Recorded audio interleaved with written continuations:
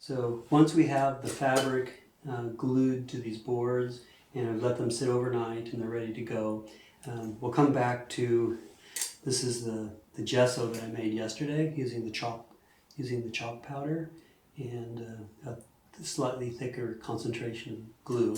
And so I made this, I put it in the refrigerator. It was already pretty solid before, but because it's cold right now, it's completely solid. And what I will do is I'll just spoon out, probably this small container here. You see about the size of my hand. See, I like using these sort of metal containers because when I've done this in glass containers, like this one here, this would be about the size I would have used too.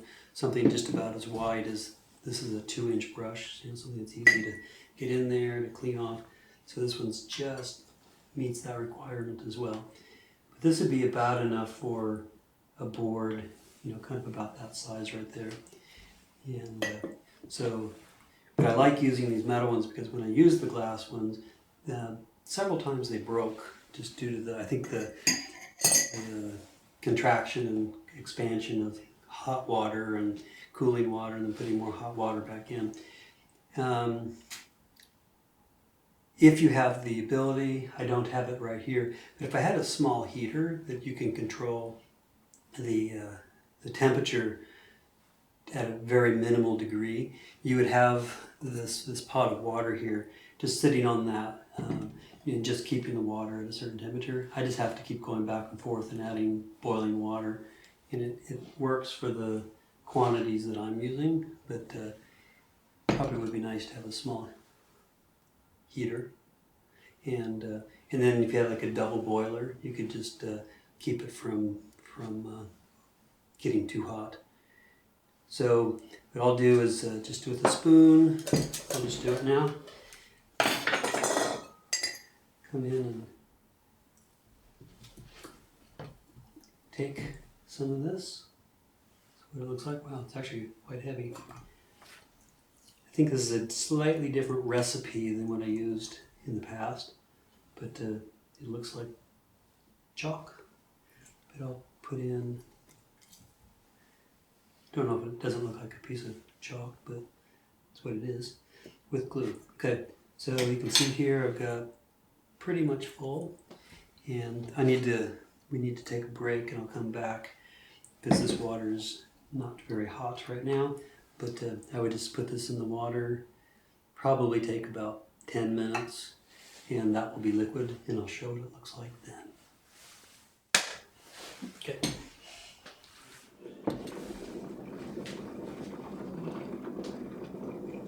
So just to show the very technical aspect of this, boiling water with too short of a cord, but I just add this occasionally to my pot. It's already almost full, so I'm not going to add too much, but just doing this for dramatic effect. And it's actually very close, I can tell right now, for the gesso to be melted. Let me set this out of the way. Okay, so I have a dedicated single chopstick, which you can see is deformed a little bit, overuse. I've always used this for the process of making stirring and keeping everything warm and moving about. So just earlier when I brought this board up, this I made about a month ago and ran out of materials, and so I just let it sit for a while. But this board has had the glue and the fabric attached to it. But I noticed there was an imperfection of fabric here, and there was some sort of here, I think it was a piece of like sawdust underneath the thing. So I just took some sandpaper and just very lightly, ooh, I like the sound of that, without damaging too much of the fabric. Just kind of sanded those down. That'll make my life a lot easier later when I'm trying to get a smooth surface. So this board is ready to go. It would be ideal to show a demo on a board like this, but we'll make do with what we've got. So, make sure I don't burn myself. Here is the gesso. Here we go a little closer so you can kind of see the, where's my spoon? It's a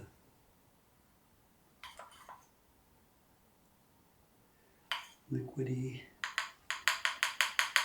Now I read an interesting account that with the gesso, probably even when I'm doing right here stirring this, I should have been a little more careful. You don't want to add air into it because then as you put the gesso down, there can be a tendency, what's called air bubbles, to come to the surface. I read a trick, and I started having this happen to me once with the air bubbles, was to add rubbing alcohol that you have in your medicine cabinet possibly, and that takes the air bubbles out, and it did.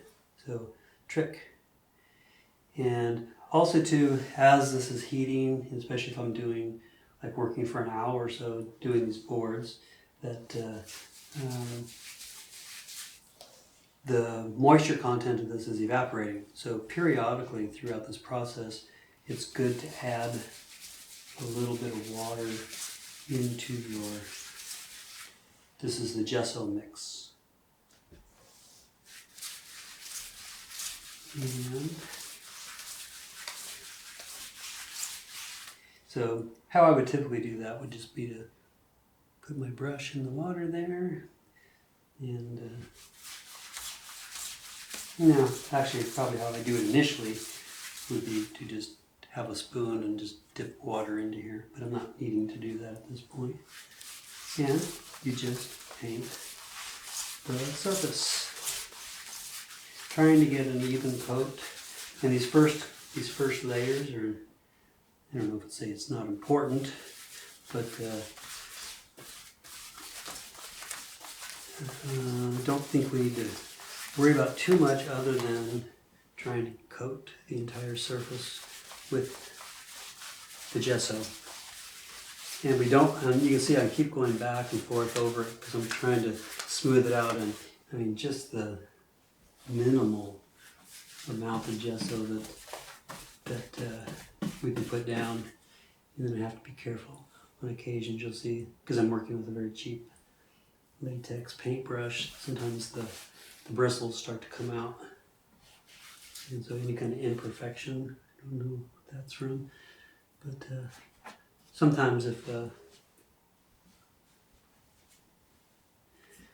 it's better to work in a very clean environment. So I'm this was an old board, so there's some dirt here on the side, so as I'm doing this I might be picking up dirt and applying it onto the board. If I were more diligent, trying to pay attention to stuff like that, I could do that. So it's maybe the next step of my learning and evolution as an artist. So I'm just getting all the edges and corners, and it looks like I've been doing this long enough now that I probably was just about right on my guesstimate for how much gesso I needed to apply. Needed to heat up to do this demo.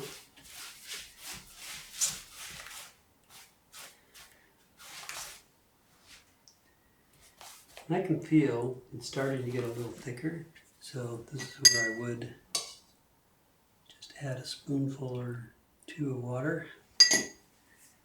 Kind of mix it in there. And maybe even a little bit too much.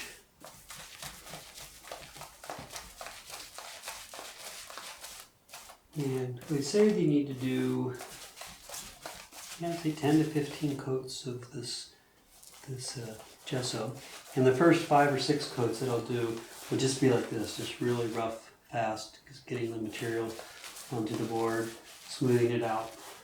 But then once you get to a certain point, as you're doing this process, you need to be even really careful not to be getting ridges and textures into the board. Because the ideal is a board that's, almost like a piece of glass or a piece of polished marble. And at certain points, right now, I'm basically just working in this direction. I could come back. Probably the next time I do this, I will do it this direction. And just to make sure everything is being coated. Making sure I'm not leaving any bits of fabric, cloth, strings kind of attached to it. So, see there's still enough there. And so this is good enough. I don't know if looking at it you can see, but it's, I'll be looking at it from different angles, seeing the light there. I can see there's a lot of, not holes, but I can see a little bit of the fabric coming through in various places. I don't think that's a problem, because the next time I come over, that's why we do 10 to 15 layers of gesso, trying to just cover the whole surface. And, so that will be good enough for the first. Okay.